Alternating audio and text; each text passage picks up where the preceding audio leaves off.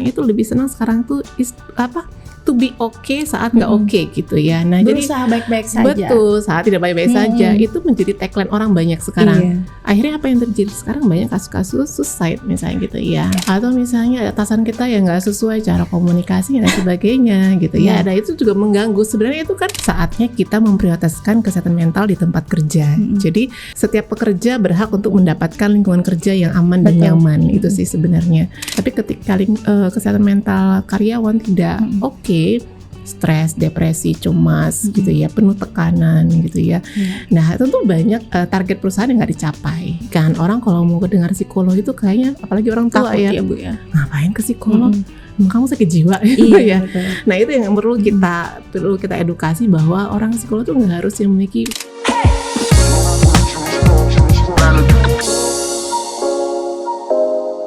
Assalamualaikum warahmatullahi wabarakatuh. Salam sehat. Halo warga Banua dan sobat sehat dimanapun berada. Senang sekali hari ini saya Venadia Syala Bonita berkesempatan untuk dapat membersamai warga Banua dan sobat sehat dalam segmen memperingati Hari Kesehatan Jiwa yang jatuh pada tanggal 10 Oktober 2024 kemarin.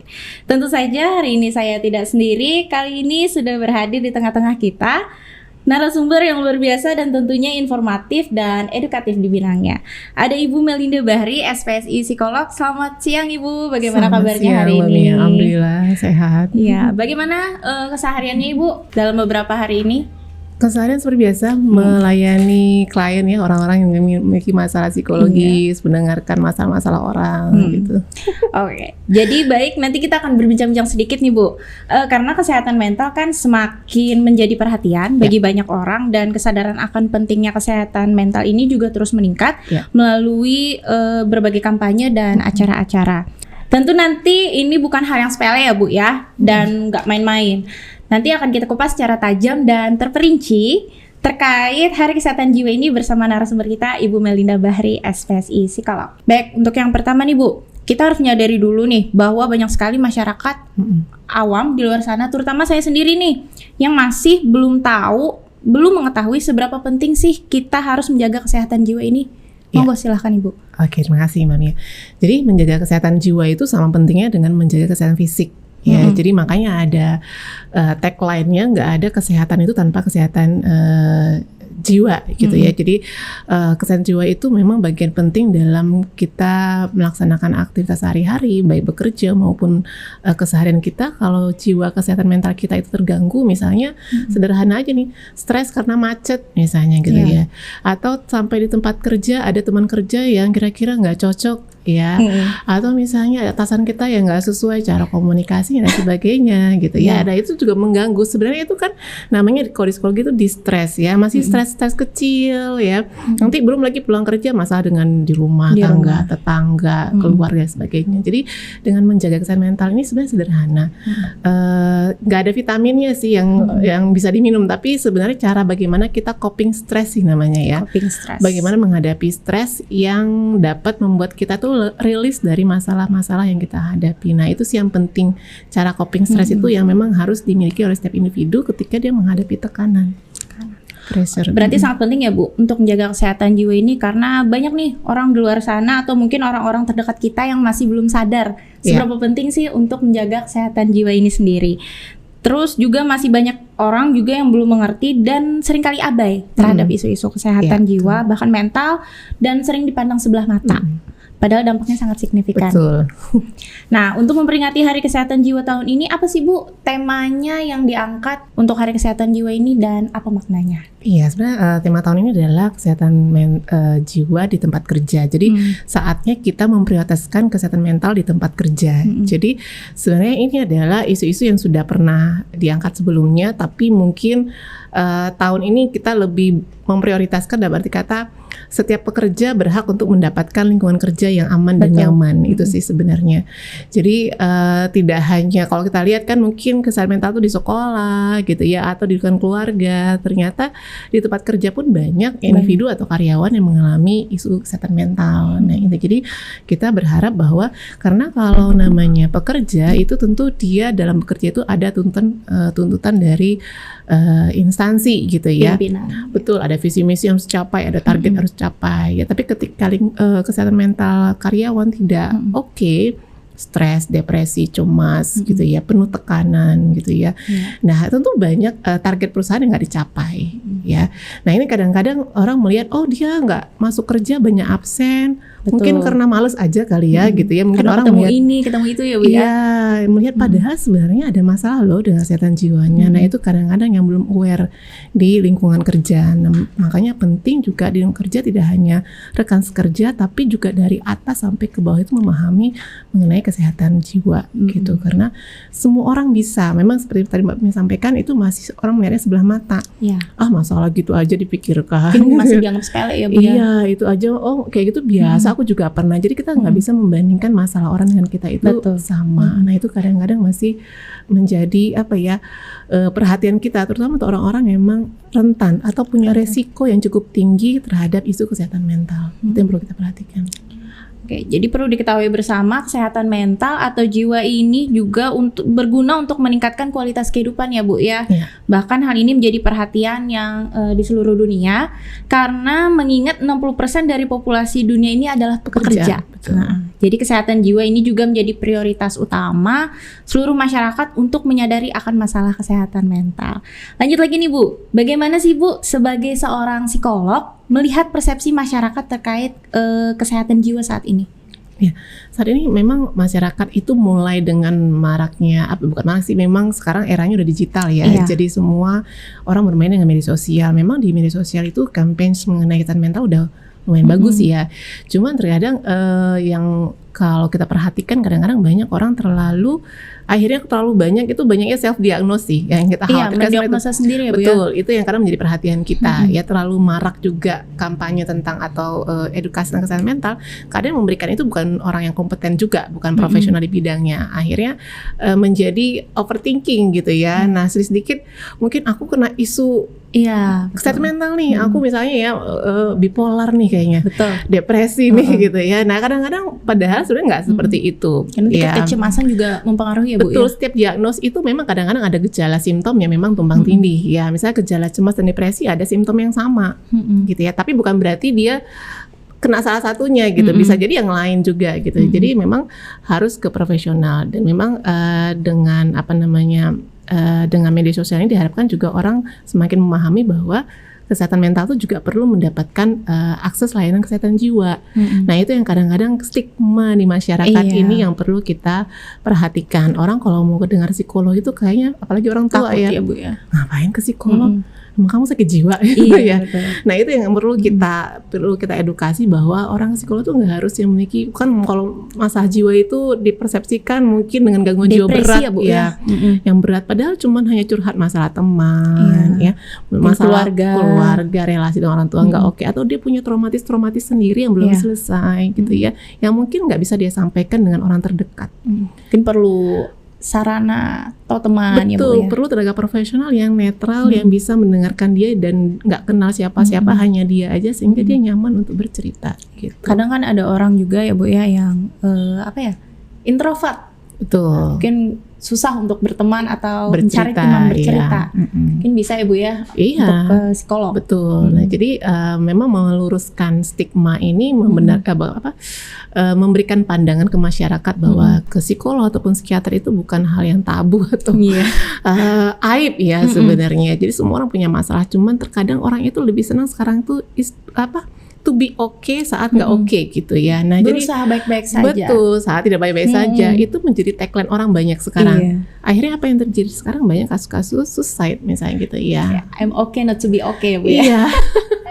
Jadi itu yang harus kita inikan. Jadi kayak masang persona ya, topeng gitu. Padahal wah di dalamnya itu udah bergejolak. Jadi kesadaran mengenai kesehatan mental ini seringkali menimbulkan stigma buruk terhadap masalah kesehatan mental. Jadi stigma buruk ini terus beredar di masyarakat dan dapat menghalangi penanganan pasien dengan masalah kesehatan mental. Kira-kira menurut Ibu apa aja sih Bu stigma yang masih ada di masyarakat terkait dengan kesehatan jiwa ini sendiri? Ya, stigmanya yang pasti adalah bahwa ke psikolog atau ke psikiater itu adalah orang dengan gangguan jiwa, pandangannya masih gangguan jiwa berat mungkin ya. Gangguan jiwa berat itu seperti skizofrenia, orang yang misalnya dengan pikiran yang ada halusinasi gitu ya, atau dengan tampilan yang tidak sesuai kumuh, itu memang gangguan jiwa, tapi itu ODGJ, gangguan jiwa berat. Tapi juga ada namanya ODMK, orang dengan masalah kesehatan jiwa yang seperti depresi, cemas, itu masih masuk dalam gangguan jiwa juga, tapi kategorinya masih masalah kesehatan jiwa yang bisa ditangani. Yang masih bisa ditangani. Iya, harus dicari solusinya bersama gitu ya. Harus diselesaikan dulu nih masalahnya, terutama orang yang memiliki pengalaman traumatis. Ya, termasuk traumatis yang masa-masa di kecil lalu gitu ya. Jadi kalau misalnya Mbak Mia pernah dengar yang namanya inner child ya, iya betul. Ya, itu banyak yang belum selesai loh gitu ya. Dan itu kadang-kadang terbawa yang tadi itu, jadi I'm okay, not to be okay, dalam situasi nggak oke, tapi dia baik-baik aja gitu ya. Nah itu yang perlu kita selesaikan ya Bu ya. Kita dampingi, kita selesaikan, kita tanya apa sih masalahnya gitu. Nah kalau nggak selesai itu terbawa sampai dia nanti menikah, punya anak gitu ya. Dan akan terus berulang lagi ya, Bu. Polanya berulang. Nah, terus ada juga nih pertanyaan, menurut Ibu untuk mengelola kesehatan jiwa di tempat kerja itu kenapa sih jadi sangat penting? Sedikit cerita Bu, kayak punya pimpinan atau rekan kerja relasi yang kurang baik kayak gitu. Iya. Ya tentu sangat penting di tempat kerja ya, karena namanya bekerja sebenarnya kan semua orang itu bekerja, kalau pengangguran stres juga, nggak punya kerja ya. Iya betul. Kerja juga ada stresor-stresornya juga, ya. Betul. Memang makanya dimanapun stresor itu ada sih sebenarnya. Tapi tempat kerja, apalagi untuk orang seperti Mbak Mia sampaikan tadi ya, orang introvert, orang yang memang sulit untuk bisa beradaptasi, bersosialisasi. Iya. Tambah lagi coping stresnya nggak oke, daya tahan stresnya juga rendah. Ada nih tekanan-tekanan kecil sampai besar-besar gitu ya. Nah itu kan mengganggu bagaimana mungkin dia produktivitasnya di tempat kerja. Sedangkan tempat kerja kan ada target tuh gitu ya. Kalau nggak selesai gini nanti bagaimana? Kalau saya nggak dapat reward, kalau ini saya nggak dapat tunjangan dan lain sebagainya. Sehingga memang kondisi mental itu sangat membantu bagaimana kita produktivitas di tempat kerja. Kalau misalnya kita cemas karena apa? Cemas karena ada konflik di tempat kerja dengan siapapun itu gitu ya. Masih nggak nyaman. Jangankan ke tempat kerja, bangun pagi aja udah nggak enak. Malas ya Bu ya, untuk berangkat kerja aja udah. Bangun pagi tuh hari ini, iya betul. Kerjaan ketemu ini misalnya. Jadi memang harus dicari coping yang nyaman buat kita. Bagaimana atau kalau kita abai atau menghindari, avoidant dengan masalah, juga nggak menyelesaikan masalah. Jadi memang setiap orang harus punya cara tersendiri buat apa yang dia nyaman ketika ada stresor tertentu, misalnya konflik dengan rekan kerja. Bagaimana ya? Apa harus saya hadapi? Atau diem aja, kadang kan Bu, iya. Kalau kita diem aja tuh Bu, kadang kan dalam hati tuh seperti gimana gitu. Nah itu cara menyikapinya gimana sih Bu? Iya, nanti lama-lama satu masalah ya, belum besok ada masalah lagi, akhirnya udah tumpuk tuh kayak panci presto kan, guru-guru gitu ya. Jadi memang harus dirilis satu-satu ya. Jadi bagaimana misalnya, kayaknya kan marah itu kan bukan berarti harus memukul orang ya. Iya betul. Jadi mungkin dengan mengungkapkan amarah kita dengan cara yang tepat itu it's okay sih sebenarnya. Kadang manusia itu, individu itu khawatir kalau dia speak up akan terjadi konflik yang lebih berat kan, seperti itu gitu, yang memperkeruh suasana gitu ya, memperkeruh suasana lah gitu. Ternyata sebenarnya sih enggak kalau kita coba. Ya, dengan cara berbicara komunikasi yang baik, menyampaikan hal yang buat kita nggak nyaman ke orang tersebut dengan cara yang tepat gitu. Jadi marah itu nggak harus kesel, nggak harus dengan gitu emosi ya, betul berlebihan gitu ya, sampai misalnya mengeluarkan kata-kata nggak baik misalnya, atau dengan fisik, itu kan justru nggak menyelesaikan masalah. Tapi berbicara apa sih yang kita nggak suka gitu ya, dengan cara yang tepat, mungkin bisa ada benang merah yang bisa menyelesaikan itu. Oh ternyata teman kita juga punya unek-unek juga ternyata misalnya gitu ya. Dia ketemu nih solusinya seperti itu. Kadang kan mungkin juga Bu, ini kalau kita nggak bisa nih menyalurkan amarah kita ini, kadang kan kita suka kesel sendiri. Itu termasuk masalah jiwa juga sih, nggak Bu? Iya. Ngomong sendiri misalnya, kayak aku bermasalah, aku merasa bersalah banget kayak gitu. Iya, itu udah masuk kita, kalau udah menyalahkan diri sendiri itu udah termasuk kita mempush ya, kayak memberi punishment ke diri kita sendiri. Itu juga justru padahal sebenarnya kan diri kita oke. Kita tahu bahwa kita sudah berbuat sesuatu hal yang sesuai jalurnya. Nah lama-lama tentu kan capek ya, tubuh kita juga punya kapasitas untuk bisa menampung masalah. Lebih baik sih dicari cara self care yang baik seperti apa. Healing ya Bu ya. Boleh healing ya. Terus cara pikir juga dirubah bahwa tidak mindset. semua orang seperti itu mungkin ya. Maksudnya satu orang yang mungkin nggak sesuai dengan istilahnya kalau bahasa sekarang tuh nggak sefrekuensi gitu ya. Tidak sesuai ekspektasi ini. Iya, banyak deh benturan-benturannya kayaknya agak susah karena kan karakter orang berbeda-beda. Betul. Intinya kita nggak bisa memaksakan orang itu harus memiliki karakter yang kita inginkan. Dia harus baik, dia harus bisa ngomongnya yang oke, nggak boleh ngomong kasar ke saya. Nggak bisa kita merubah orang. Merubah diri sendiri aja sulit Susah, ya, apalagi orang lain. Betul, jadi memang kita yang harus menyesuaikan. Dia karakter begitu, kita harus gimana ya? Mungkin kalau di psikologi itu namanya letting go.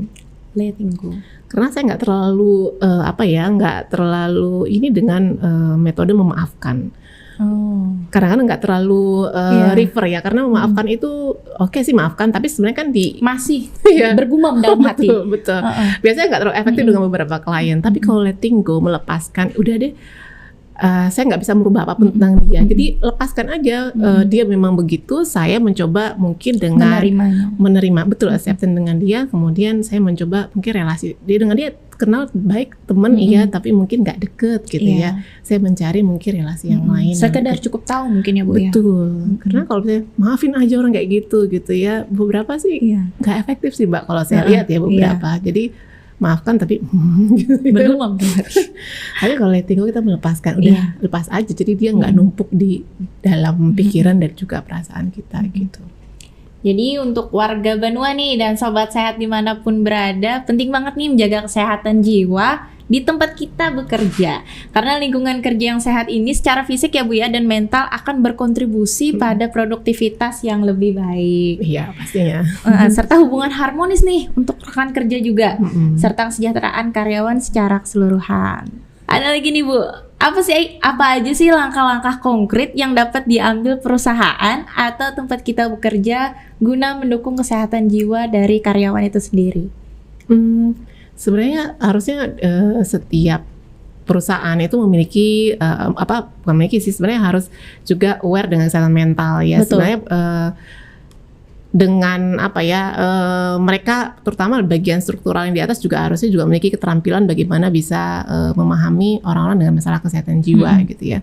Kemudian karena orang itu butuh yang namanya bahasa sekarang itu healing ya. Jadi healing. Untuk lepas dari tekanan kerja, karena kerja itu kan kita fokus dengan ya, Bu, ya? Menggunakan skill, keterampilan dan pengetahuan kita dan fisik, energi fisik.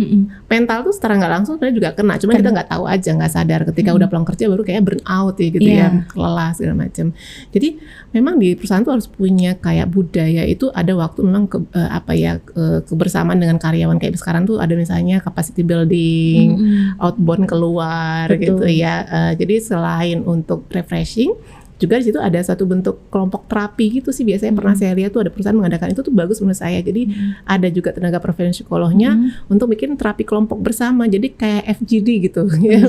Saling mengungkapkan apa sih. Jadi mereka juga mereview perusahaan, mereview rekan kerjanya, tapi harus open mind. Nggak boleh baperan gitu ya. Nggak ada yang tersinggung ya Bu ya. Betul, jadi lebih kayak saling mengintrospeksi satu sama lain sih, tapi dengan terapi kelompok gitu tuh juga bagus. Itu misalnya diagendakan itu tahun sekali atau 2 tahun sekali, itu juga penting gitu. Kemudian juga atasan harus banyak sih turun ke bawah sih ya untuk melihat kondisi karyawannya. Betul ya. Kadang kalau perlu sebenarnya kan ada beberapa alat screening casual kesehatan jiwa itu yang bisa digunakan rutin tuh. Misalnya 6 bulan sekali ada screening tentang kesehatan jiwa. Banyak kok alat tes yang bisa dipakai gitu ya. Di Dinkes nggak salah juga ada. Itu buat mendeteksi dini kira-kira ada masalah kejiwaan apa nih dari karyawan. Nanti kan ada skornya itu. Oh si A ternyata depresi, nih kena skornya tinggi, si B cemas gitu. Nah ini bisa kita tindak lanjuti dengan apa kita arahkan untuk konsul ke profesional kayak gitu. Atau mendatangkan psikolog. Mungkin rutin berapa bulan sekali. Jadi orang yang mau konsul silahkan gitu ya. Itu juga salah satu cara buat menjaga kesehatan mental karyawan di tempat kerja. Tapi kan kadang masih banyak yang struktural ini belum mengerti Bu, nggak peka mungkin atau gimana terhadap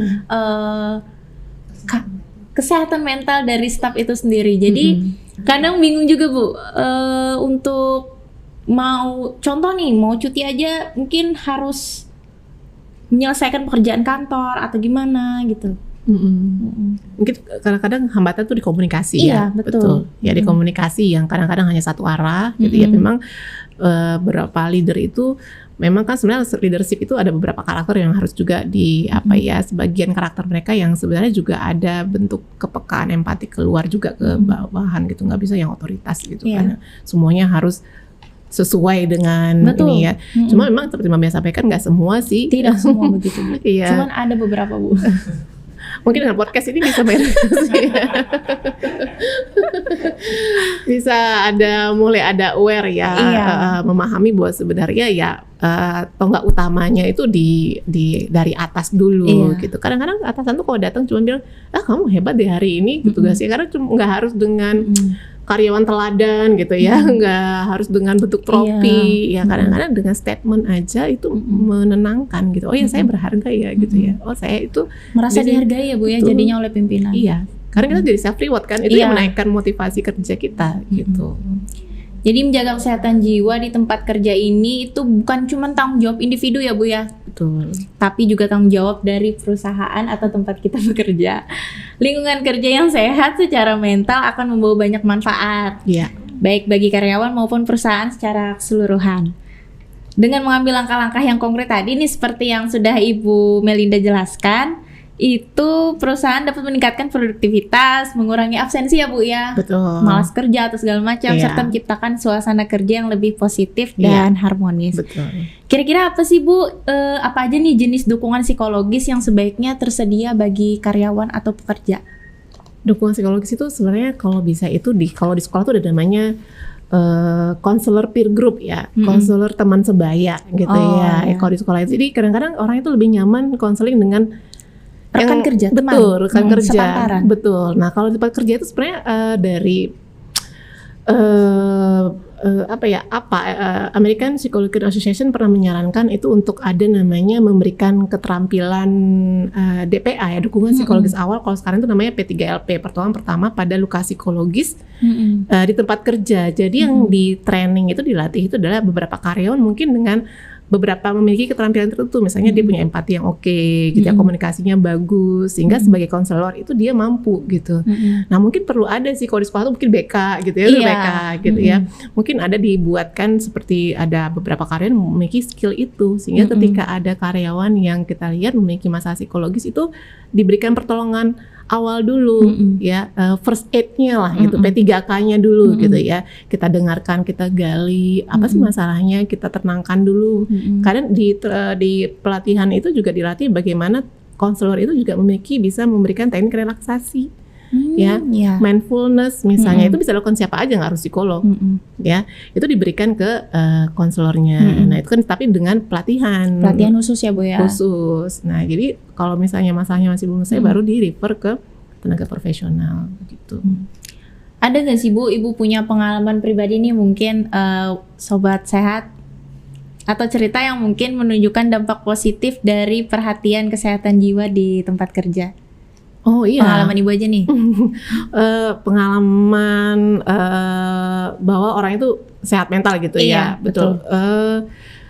Pengalaman spesifik sih nggak ada ya. Tapi kalau saya mau observasi itu banyak. Maksudnya saya melihat saya di tempat kerja saya gitu ya, teman-teman yang memang memiliki saya nggak tahu apakah faktor lingkungan kerja atau mungkin sosial support di rumah sehingga di dalam bekerja itu kayaknya orang tuh kayak nggak pernah punya masalah gitu ya, happy terus, enjoy slow, terus gitu ya. Dan kita pun kadang kan aura pertemanan tuh kadang mentransfer ya. Jadi kalau kita berteman dengan orang yang kayaknya tuh kayak gak punya beban hidup gitu ya, jadi happy aja meskipun kita nggak tahu ya, tapi auranya buat kita bahwa sebenarnya kalau menghadapi masalah itu nggak harus dihadapi dengan terlalu berlebihan gitu ya. Itu ada, dan memang dia di tempat kerja lumayan oke sih, maksudnya cara komunikasinya bagus gitu ya, dengan teman-teman itu peka gitu ya. Jadi saya lihat juga dalam prestasi kerja juga oke sih tempat kerja gitu. Sangat-sangat helpfulness ya. Jadi bisa mentransfer ke teman-teman yang memberikan lain. aura yang positif nih untuk teman-teman berarti Bu ya. Kemudian banyak nih mungkin warga Banua dan sobat sehat bertanya, apa aja sih Bu tanda-tanda bahwa seseorang itu mengalami masalah kesehatan jiwa? Yang paling jelas itu ada perubahan perilaku itu udah pasti. Ya jadi kalau misalnya tadinya dia happy, ceria, terus sekarang menarik diri, nggak mau bergaul gitu ya. Kemudian tadinya dia tenang, sekarang emosinya mudah meledak-ledak, atau sebaliknya tiba-tiba dia murung, ya nggak ada apa-apa, tiba-tiba kita lihat dia duduk di meja kerjanya menangis gitu ya. Nah kemudian kinerjanya yang tadinya rajin kayak tadi, tingkat absensinya menurun, jarang turun gitu ya. Nah itu salah satu sih yang bisa kita tuh yang pasti itu adalah perubahan perilaku. Itu yang bisa kita lihat dengan kasat mata ya. Nanti selebihnya tuh biasanya dari konsul, kalau psikologi itu ada namanya asesmen psikologi, dengan alat tes psikologi baru nanti itu banyak yang keluar. Tapi kalau kita lihat langsung kasat mata itu dari perubahan perilaku. Tanda-tandanya itu yang paling umum itu perubahan perilaku, berbeda dari yang sebelumnya kita lihat. Itu kalau kayak mood swing itu Bu termasuk gangguan? Itu udah gejala masalah psikologis ya. Kayak uring-uringan, nanti sebentar happy, sebentar mood apa gitu. Nanti naik turun, naik turun. Tidak labil ya Bu ya? Nggak labil. Jadi kayak roller coaster gitu ya. Iya. Kemudian ada nggak sih Bu cara kita bisa mendeteksi masalah kesehatan jiwa pada diri sendiri atau orang lain? Bisa, kalau orang lain kita bisa pakainya kuesioner ya, ada screeningnya kita pakai itu. Itu bisa digunakan siapa aja sih sebenarnya, masyarakat luas juga kita bisa sebarkan kemana aja gitu ya screeningnya. Kemudian kalau untuk diri sendiri kita lebih banyak melihat mengada dengan diri kita sendiri. Selama ini bagaimana sih kita menghadapi aktivitas sehari-hari kita? Udah mulai menurun nggak? Tadi saya happy, sekarang enggak. Gitu ya. Terus tadinya saya itu semangat untuk melakukan sesuatu, sekarang kok motivasi menurun. Ya tadi saya minat olahraga gitu. Tapi ya. Enggak. Sekarang kayaknya mau olahraga nyentuh bajunya juga enggak. Bahkan beberapa pasien saya itu malah terganggu dalam kebersihan diri, malas mandi. Ya. Jadi itu juga sayang, jadi kalau udah malas mandi, biasanya mandi 2-3 kali, sekarang sekali aja kayak males. Jadi energinya tuh udah berkurang, ya energi fisiknya tuh sudah berkurang. Jadi lebih banyak berdiam, kayak mematung di kamar, nggak ngapa-ngapain. Main handphone, rebahan. Lebih banyak dengan. Berarti masuk gejala juga ya Bu ya? Termasuk. Males mandi. Hati-hati kalau udah males mandi, kalau nggak sehari aja ya. Kecuali kalau misalnya ada air mati ya beda ya. Beda lagi. Ada nggak sih Bu harapan Ibu untuk masa depan kesehatan jiwa di masyarakat? Harapannya bahwa kesehatan mental itu semakin menjadi perhatian untuk seluruh masyarakat, dan juga yang pasti adalah pemangku pemerintahan ya. Maksudnya beberapa kegiatan keswa itu dibandingkan mungkin kegiatan yang lain kadang-kadang masih tadi stigmanya. Betul. Ya, saya juga pernah mendatangi suatu dinas itu memberikan proposal untuk kegiatan keswa itu nggak terlalu direspon gitu ya. Jadi padahal fenomenanya banyak masalah kesehatan jiwa itu di anak remaja gitu ya, macam-macam kekerasan seksual, bullying dan sebagainya, itu juga nggak dapet perhatian khusus ya Bu ya. Ya termasuk HKJS, Hari Kesehatan Jiwa Sedunia sekarang ini kan nggak terlalu gemahnya, nggak terlalu ini ya. Jadi kami paling beberapa organisasi aja yang melakukan itu gitu ya.